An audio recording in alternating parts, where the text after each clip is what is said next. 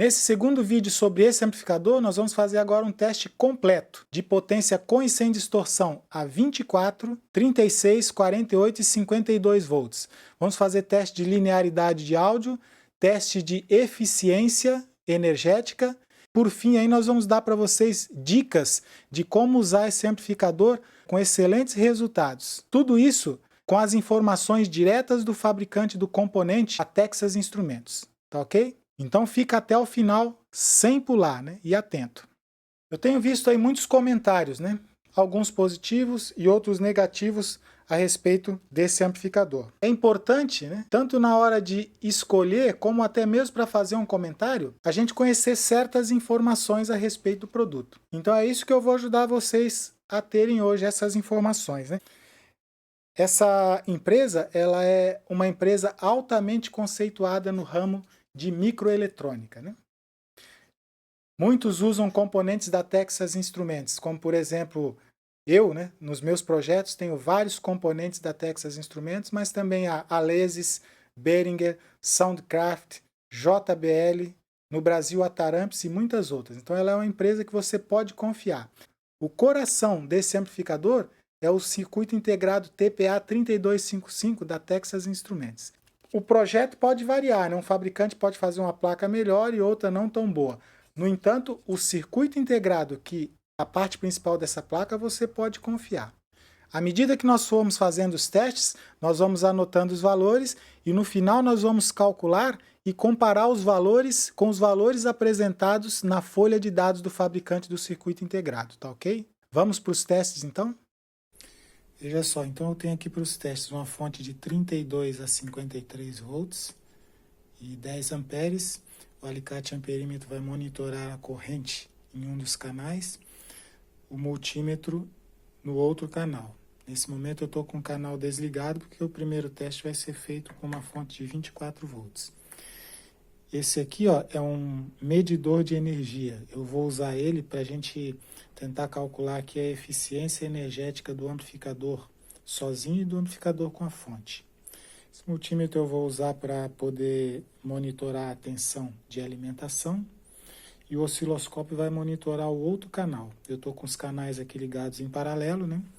E o gerador vai ser a partir desse instrumento aqui, ó. Eu estou aqui também com uma carga de 4 ohms em cada canal, né?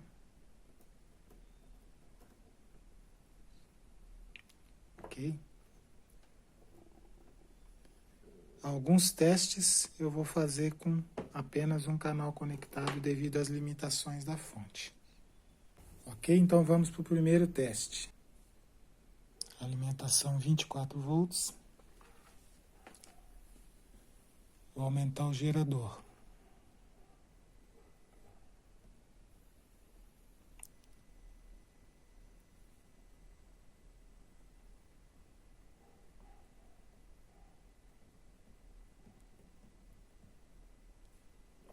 Sinal limpinho até 11.9 até 12 volts.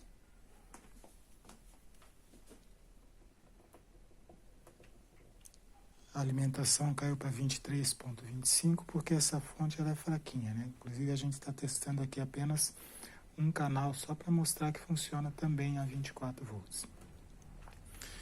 Agora nós vamos elevar um pouquinho aqui, ó, para eu te mostrar uma coisa.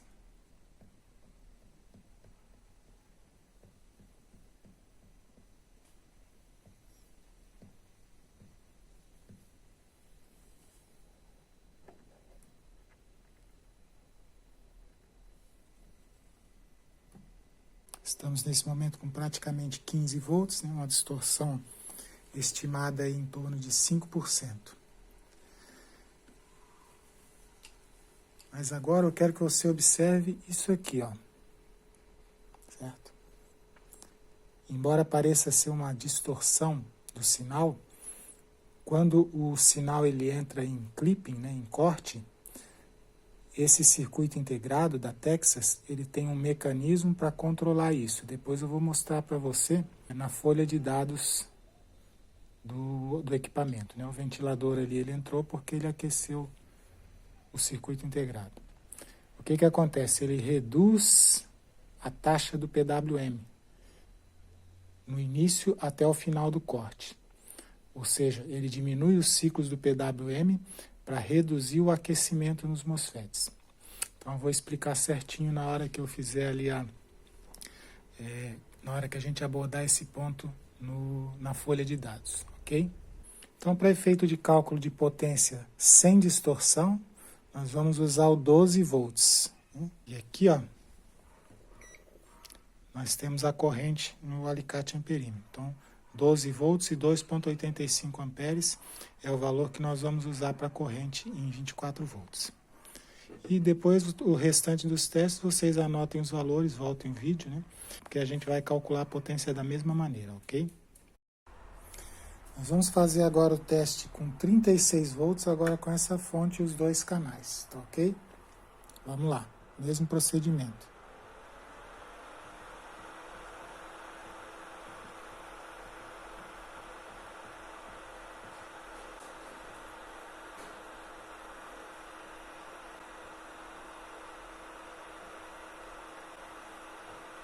Sinal limpinho ali, ó, até os 20,35 volts.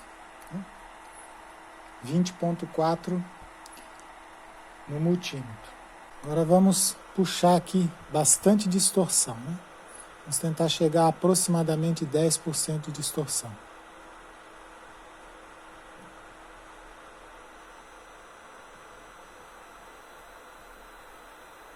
Depois eu vou mostrar para vocês no gráfico, na folha de dados. Essa é uma onda com aproximadamente 10% de distorção. Ela está exatamente assim na folha de dados do equipamento. Então, 27 volts. A partir de agora, nós vamos fazer o teste com apenas um canal, né? Eu desconectei aqui um dos canais por conta das limitações da fonte. Mas os valores valem para o outro canal também, né? Até nós vamos conseguir monitorar a tensão, mas o canal vai estar em aberto. Então vamos lá. 48 volts.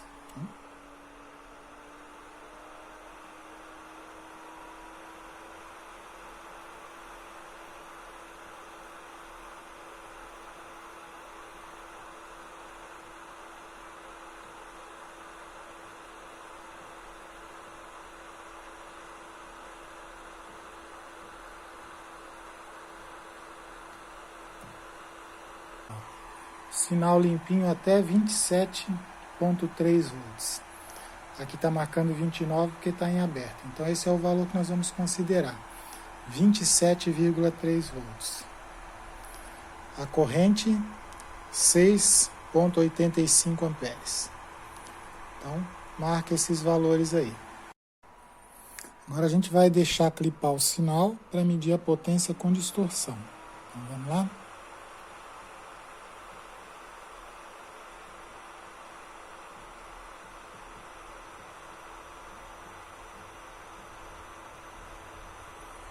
Vamos deixar aí com 32 volts. 32 volts, 8,06 amperes. Aumentar um pouquinho. 33 volts, 8,3 amperes. Agora nós vamos testar com o máximo que a fonte chega, que é 52 volts. 53 volts é o valor máximo recomendado pelo fabricante da placa. E 53,5 é o valor da potência máxima de acordo com os dados do fabricante. Ele até permite, né, no datasheet, né, na folha de dados, que alimente com 56 volts. Mas nessa condição, poderia trabalhar apenas com carga de 6 ohms ou superior. Mas então vamos fazer o teste aqui.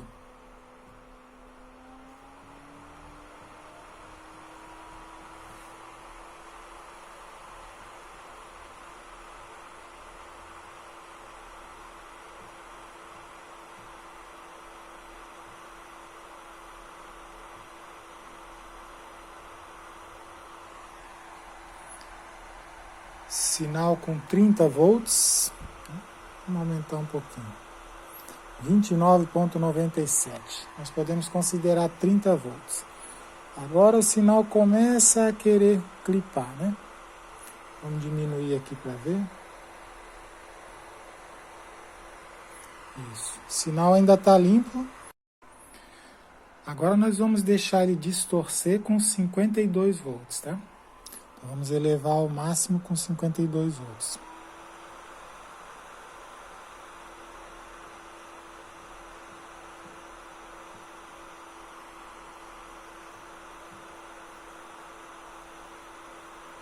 34 volts.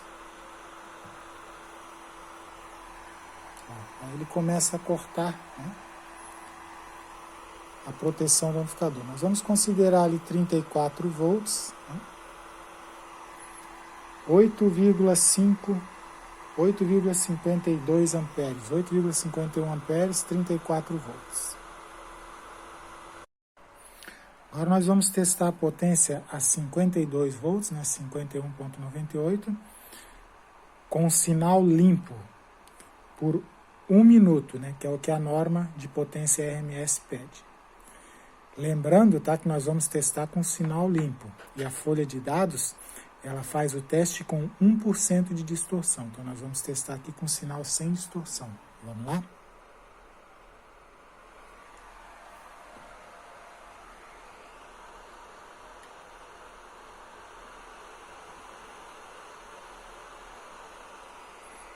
29,8 volts e eu disparei o cronômetro.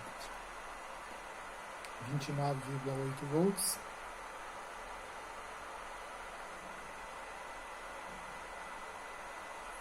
Pode ser que lá no finalzinho, devido ao aquecimento, surja ali alguma sujeirinha por causa do controle de corrente e controle de corte do sinal, né? Controle de clipe. Mas eu acredito que com 29,9, né, 29,8, que é a tensão que está ali, isso não deva acontecer. 29,9. 7,5 amperes. 29,9, 7,5 amperes.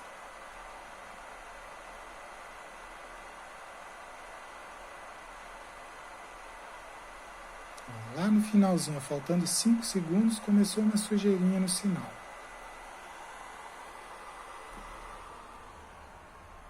Então, vamos considerar ali o 29,9 com 7,5 amperes. Nessa mesma condição, o sinal sem clipar, né, sinal limpo, nós vamos testar a eficiência do conjunto amplificador-fonte e depois testar a eficiência apenas do amplificador, lembrando que a fonte tem perdas, né? E eu já percebi que essa fonte aqui, ó, ela tem perdas um pouco acima do normal. Mas aí nós vamos testar os dois para confirmar isso. Então vamos lá. Eu tenho ali, ó, 320 watts aproximadamente, né? 318,7. E a potência para essa corrente e essa tensão, ela é em torno de 225 volts. Aliás, 225 watts. Então eu tenho 225 watts sendo aproveitado e 318 sendo consumido. Então eu vou calcular a eficiência com base nisso aí.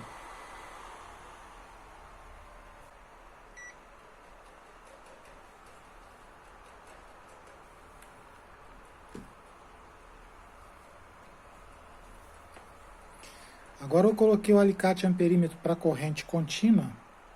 Nós vamos medir a eficiência apenas do amplificador, ok? Então vamos novamente elevar o sinal. Então para essa potência, né, 30 volts, aproximadamente eu tenho 5,23 amperes.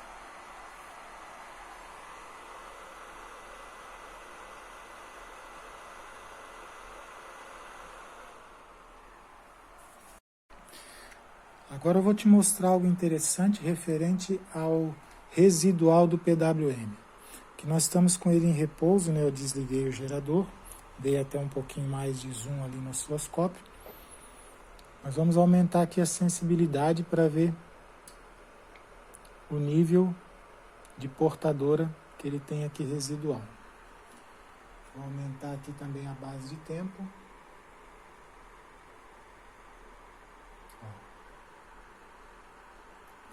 Eu vou tentar sincronizar esse sinal aqui.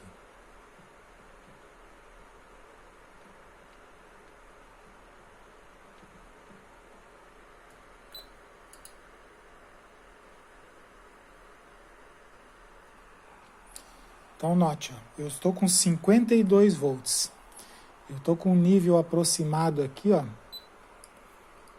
de 900 milivolts de residual da portadora. Isso não é considerado ruído porque ele é uma frequência inaudível, né? No caso aqui, essa frequência é de 450 kHz. Deixa eu ver se eu consigo colocar aqui para ele ler a frequência também.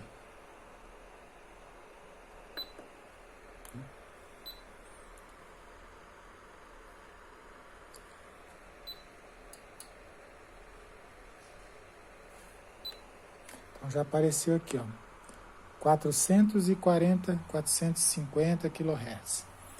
Então esse é um sinal não audível. Então ele não vai produzir um ruído, ele nem é considerado como ruído em amplificadores classe D. Agora olha só que interessante. Se eu reduzir a tensão da fonte,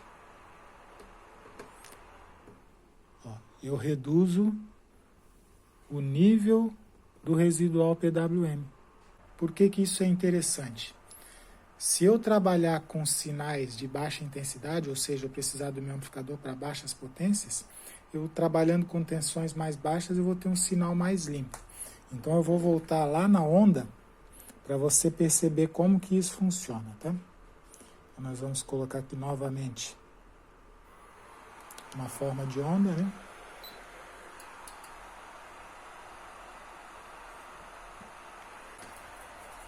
Agora, nota o que vai acontecer à medida que eu aumentar a minha tensão de alimentação. Estou com 32 volts.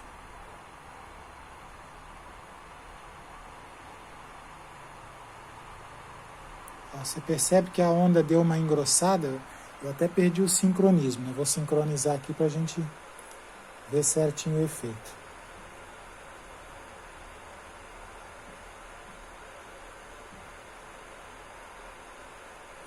Percebeu? Então veja só, o simples fato de eu aumentar a minha alimentação aumentou o nível do residual do PWM. Se eu baixar, ó, a onda vai ficar mais limpa.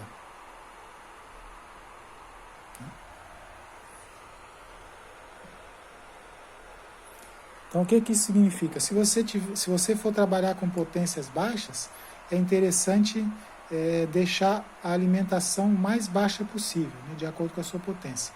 Que aí você vai ter menos residual do PWM em cima da sua onda. Ok? Agora nós vamos testar a linearidade a 1 kHz. Então eu vou experimentar aqui outras formas de onda para que a gente consiga ver isso. Senoidal, principalmente senoidal e rampa, né, dente de serra, elas me ajudam a avaliar a linearidade. Então a linearidade está boa para a onda retangular. E olha só, na onda dente de serra ela tem uma boa linearidade nessa frequência, né, de 1 kHz. Agora veja só uma das deficiências de um amplificador classe D. É a perda de linearidade com o aumento da frequência. Então isso é o que a gente vai ver aqui agora, tá? Agora eu vou elevar a frequência do sinal com a mesma forma de onda. Você vai ver como vai perder linearidade. 2, 3, 4, 5, 6, 7, 8, 9, 10 kHz.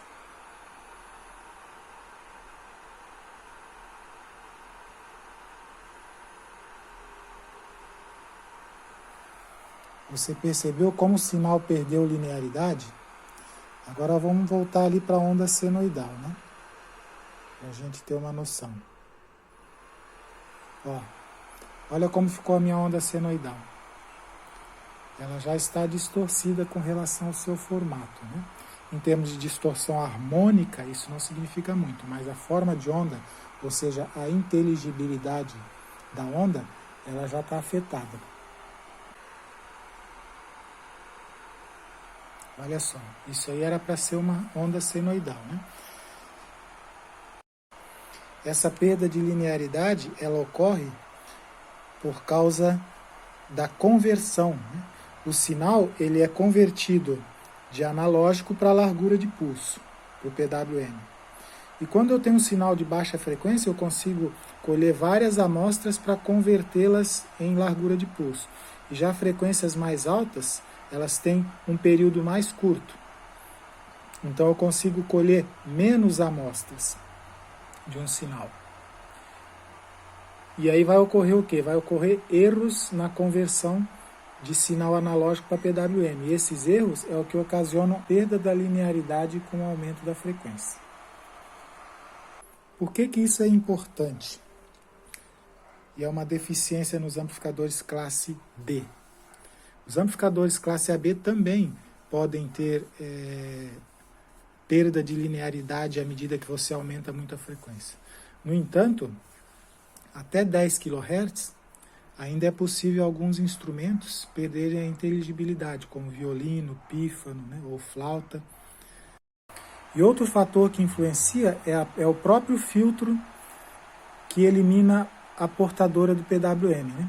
Porque esse filtro ele também reduz a faixa de resposta de frequência de agudos. E se eu aumentar o filtro, eu vou aumentar o meu residual do PWM. Se eu diminuir o filtro, eu vou cada vez mais perdendo agudos no amplificador classe D. Então, por essa razão, eu particularmente prefiro amplificadores classe AB para agudos. Até para médios tudo bem, né? Que ali são a faixa ali de 600 Hz até 2 kHz. Mas para agudos, pessoas com um bom ouvido, elas vão conseguir perceber a perda de linearidade, né? O efeito disso no áudio, quando reproduzindo altas frequências. Agora nós vamos para a tela do PC e fazer os cálculos com base nos valores obtidos e comparar com os valores apresentados na folha de dados da Texas Instruments. Então nós temos aqui o TPA 3255 da Texas, 315 watts a 4 ohms, 188 ohms por canal e 600 em mono, com uma distorção de 10%. E com uma distorção de 1%, 255, 150 e 495. Nós tivemos lá os testes com 10% e os testes sem distorção, né? Então, nós vamos considerar os testes 10% e testes sem distorção. Então, os valores obtidos ali. Alimentado com 24 volts, nós tivemos 12 volts de áudio e 2,86 amperes. 12, então, vezes 2,86 amperes. 34,32 watts, então, a potência com sinal limpo a 12 volts. Nós tivemos 15 volts, carga de 4 ohms, né, para divisão, por 4 ohms, vezes 15.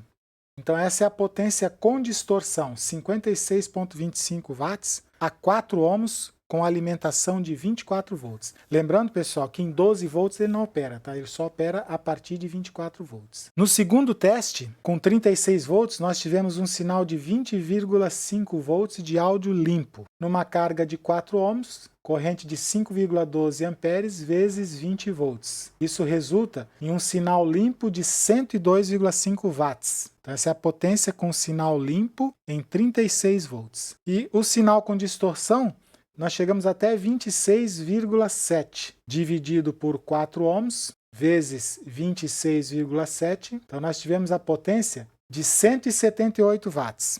Potência com distorção, alimentado 36 volts em um canal com carga de 4 ohms. E aí nós começamos a fazer os testes individuais, de um canal só por causa da limitação da fonte. Com 48 volts de alimentação, nós tivemos 27,3 volts de áudio limpo. Então isso em uma carga de 4 ohms, né? Dividido por 4, corrente de 6,85 amperes. E essa foi realmente a corrente na leitura que nós fizemos. Vezes novamente 27,3, potência de 186 watts com sinal limpo. alimentado a 48 volts. E o sinal com distorção, nós tivemos 33 volts de áudio, né, com distorção. Essa distorção estimada é em torno de 10%. Depois eu vou mostrar lá embaixo na figura das formas de onda, né, para você ver que a distorção que nós usamos ali foi uma distorção de aproximadamente 10%.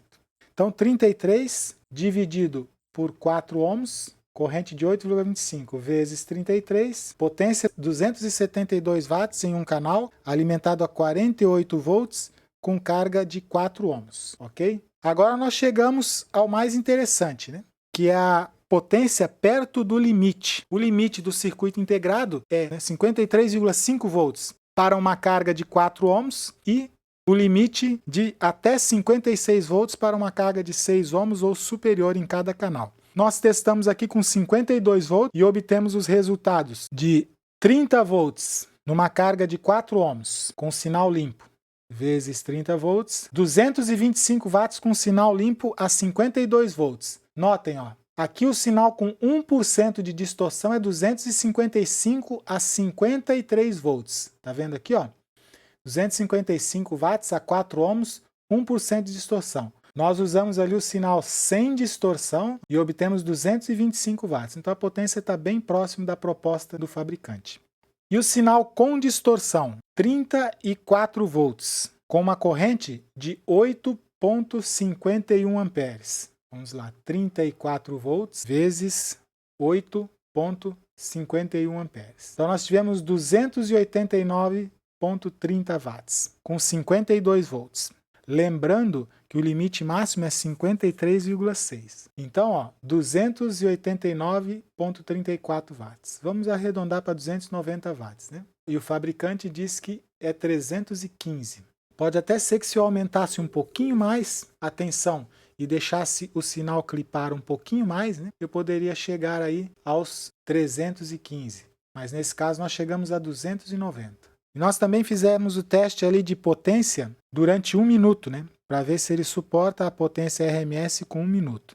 Então o teste deu ali, né, na nossa leitura, 29,9 volts de áudio com uma corrente de 7,5 amperes. Então nós tivemos ali 224 watts, é bem próximo daquilo que nós vimos, né? Só que aqui nós deixamos por 1 minuto, né, com essa potência para ver se ele sustentava sem superaquecer ou coisa do tipo. Então esses foram os resultados obtidos. De acordo com o fabricante, a eficiência a 4 ohms é 90%. No teste de eficiência do conjunto fonte-amplificador, nós tivemos ali 225 watts de potência de áudio e tivemos 318 watts de potência absorvida da rede.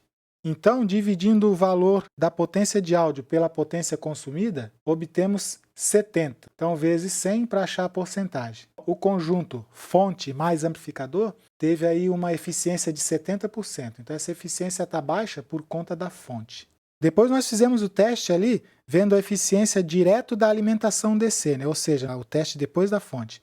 Tivemos então 230 watts de potência de áudio. Vamos dividir então pelos 270 watts de potência absorvida, que é a potência que nós medimos no alicate amperímetro na fonte DC. Isso resulta em 85,18%. Então essa é a eficiência desse projeto, né? Então, embora o CI diga que é 90%, nesse projeto nós obtemos aqui em carga de 4 ohms eficiência de 85%, vezes 100, né? Mesmo assim, é um amplificador bastante eficiente em termos de aproveitamento de energia em forma de áudio. Agora dá uma olhada nessa figura. Lembra que eu falei sobre aquela sujeirinha que aparece no topo da onda quando começa a clipar, né? Quando começa a cortar o sinal? Então aqui a gente tem a explicação disso, né? Primeiramente, aqui tem uma figura, vou até dar um zoom aqui para você ver, ó. Essa figura ela é a imagem colhida de um sinal com 10% de distorção. 10% de distorção. Observe que 10% de distorção é muita distorção. O período do sinal distorcido, né, olha só, a duração do sinal distorcido ela é maior do que a própria duração do sinal sem distorção, que vai daqui a aqui. Ó. Você está vendo? Então 10% é muita distorção. Então, olha só que interessante, ó. No caso desse circuito integrado, ele tem um circuito de proteção contra clipping e overtemperatura. Para prevenir uma parada com clipping ou CB3, né, que é uma condição de sobrecorrente, pulsos são injetados no gate do driver para manter a saída em atividade. Então, olha só, aquela sujeira que a gente vê aparecendo aqui no topo da onda, quando ela entra em corte ou em clipping, nada mais é do que a atuação do circuito clipping e overtemperatura. O que ele faz? Ó? Ele injeta pulsos com duração de 1/4 da taxa do PWM. Então, olha só, a frequência de chaveamento efetiva durante este estado se reduz para 1/4 da frequência de chaveamento normal. Por que isso acontece? É para prevenir que os MOSFETs eles fiquem com o máximo de largura de pulso e o máximo de condução. Isso faz com que eles tenham dificuldade de passar do estado de condução para o estado de corte. E aí o que acontece? Os dois MOSFETs, durante microsegundos, eles ficam conduzindo juntos. Isso produz muito aquecimento no amplificador e produz também muitas perdas, tanto no amplificador quanto na fonte. Então, esse mecanismo nada mais é do que diminuir a quantidade de pulso do PWM no momento do clipping para manter o sinal rodando nessa situação, só que sem efeitos danosos. Quando eu reduzo aqui, como ele disse, para 1/4 a frequência de chaveamento normal, os meus MOSFETs eles passam a ter mais tempo para passar do estado de condução para o estado de corte. Então isso preserva o amplificador de um superaquecimento ou de uma queima, né? Tanto o amplificador como a fonte. Isso é o que provoca aquela sujeirinha que a gente tem em cima da onda, né, e embaixo do topo, onde elas cortam, no momento em que ela entra no estado de corte ou de clipping. Eu disse que ia comentar sobre dicas de uso, né, onde você pode usar esse amplificadorzinho com bons resultados. Uma delas é você utilizar os dois canais no modo estéreo, para fazer um sistema 2.0 para escutar música no PC ou assistir filmes da TV. Com uma potência e alimentação ali até uns 48 volts. Você vai ter uma boa potência. Outra aplicação bastante interessante, onde ele vai ter um excelente desempenho, é um subwoofer ativo. De acordo com o fabricante e com os nossos testes, nessa configuração ele consegue 495 watts a 2 ohms sem distorção. Isso é bastante potência. Mas isso é ainda melhor se você utilizar como carga não um alto-falante de 2 ohms, mas um de 4 ohms. O amplificador vai poder trabalhar bem folgado. Ele vai trabalhar talvez fechado dentro de uma caixa, então a ventilação vai ser reduzida. Mas nessa condição ele vai trabalhar bem folgado. E ele não vai ter problema de aquecimento ou de queimar. E para surpresa de muitos, né, eu não vou comentar hoje, mas tem fabricantes de subwoofer no mercado que utilizam esse circuito integrado. Eles não utilizam essa placa, mas eles utilizam o circuito integrado da Texas para fazer subwoofers ativos de excelente qualidade, de 150 até 250 watts. Então essa é uma aplicação onde você vai ter um excelente desempenho, usando os dois canais em paralelo e trabalhando com uma impedância maior do que a impedância mínima. Né? Então se é 4 ohms, trabalha com 8, se é 2 ohms, trabalha com 4. Então essas são as duas dicas. Essa plaquinha aqui, pessoal, pode ser usada como pré-amplificador do subwoofer. Ela proporciona o controle da frequência, né, de corte, de até 150 Hz e o controle de volume. Ela é especificamente projetada para subwoofer ativo, para ser usada em sistema de som onde é separado os graves dos agudos. Na área de membros, eu vou postar projetos completos, né? Passo a passo de diversas aplicações. Né? Uma delas é um subwoofer com esse pré-amplificador e o amplificador. E são montagens testadas com antecedência e que você pode montar e confiar sem medo. Fica atento aí que quando eu abrir o programa de membros, a cada 2 meses nós vamos ter um projeto completo para fazer do início ao final junto com vocês, tá ok?